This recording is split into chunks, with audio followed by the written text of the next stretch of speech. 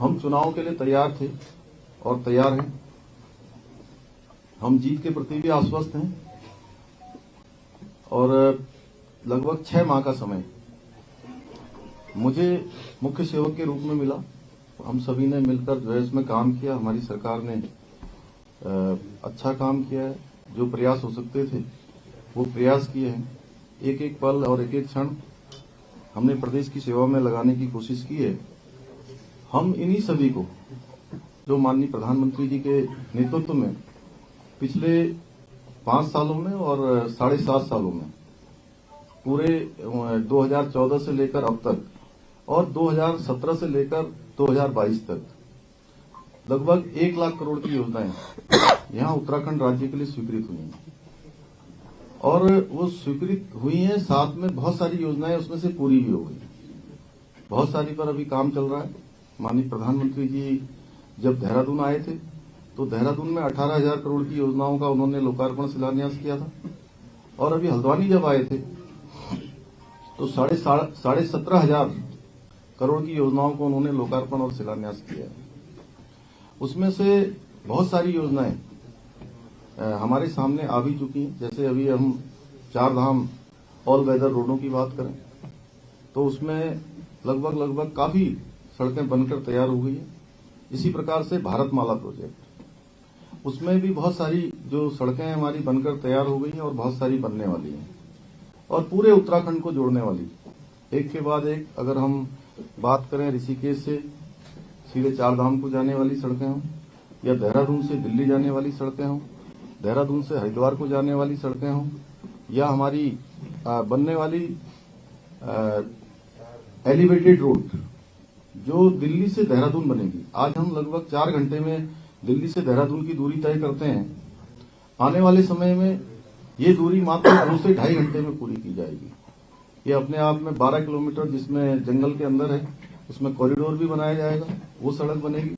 इसी प्रकार से अगर हम हरिद्वार से नजीबाबाद होते हुए नजीबाबाद, धामपुर, काशीपुर होते हुए रुद्रपुर तक जाएंगे, रुद्रपुर से सीधे हम टनकपुर वाया पिथौरागढ़ जाएंगे, तो आज आप तब और अब में अगर तुलना करेंगे आप तो जमीन आसमान का अंतर है।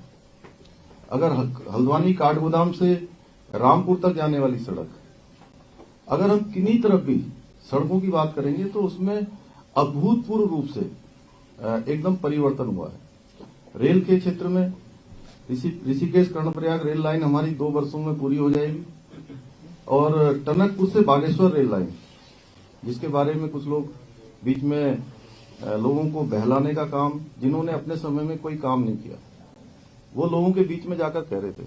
लेकिन उसका मैं बताना चाहता हूं आपको, माननीय प्रधानमंत्री जी ने भी अभी अपने संबोधन में उसका उल्लेख किया था कि ये केवल हमारी घोषणा नहीं है, ये हमारा संकल्प है और उस संकल्प के आधार पर 29 करोड़ रुपए की धनराशि ब्रॉडगेज के लिए वहां पर जारी हो चुका है और आने वाले समय में वो योजना भी हमारी 155 किलोमीटर की धरातल पर उतरेगी।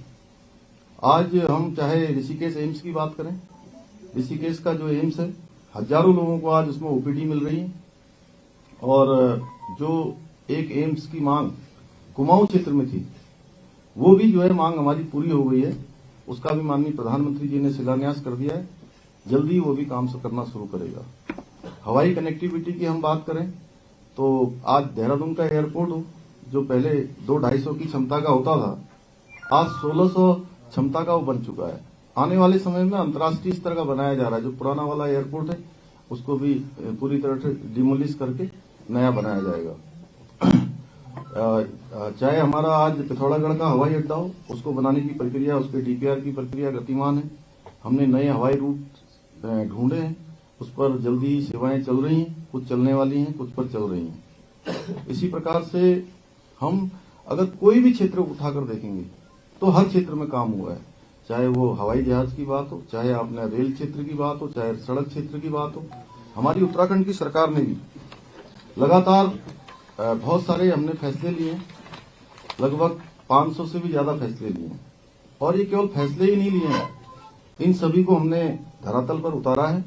उनका वित्तीय प्रबंधन करते हुए उन सभी के लिए वित्तीय प्रबंध किया और उन सब घोषणाओं को उनके शासनादेश भी जारी कर दिए, उनकी धनराशि भी जारी कर दी है।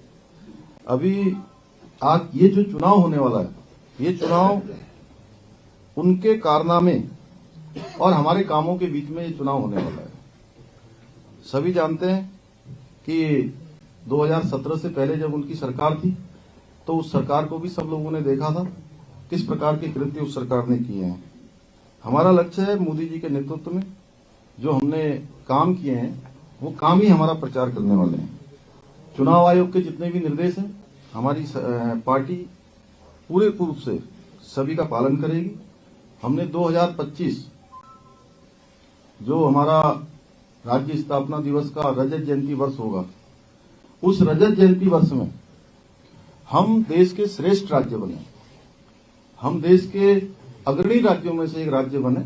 उसको बनाने के लिए हमने लगातार प्रयास किया, लगातार काम किया है। सभी विभागों को 10 सालों का एक रोड मैप बनाने का, रोड मैप बनाने के लिए भी हमने कहा है। उन्होंने सबको विजन कि अपने अपने डिपार्टमेंटों का 10 साल का एक रोड मैप बनाएं, उसके आधार पर वो आगे बढ़ेंगे।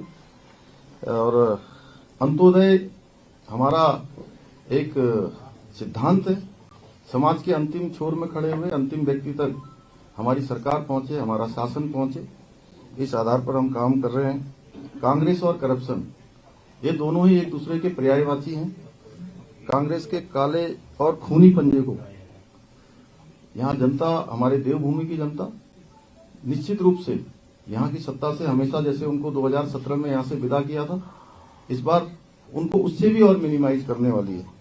हमसे जुड़े रहने के लिए हमारे YouTube चैनल को सब्सक्राइब करें और नई वीडियो की नोटिफिकेशन के लिए बेल आइकॉन को दबाएं। अगर आप ये वीडियो Facebook पर देख रहे हैं तो लाइक जरूर करें और ज्यादा से ज्यादा शेयर करें। धन्यवाद।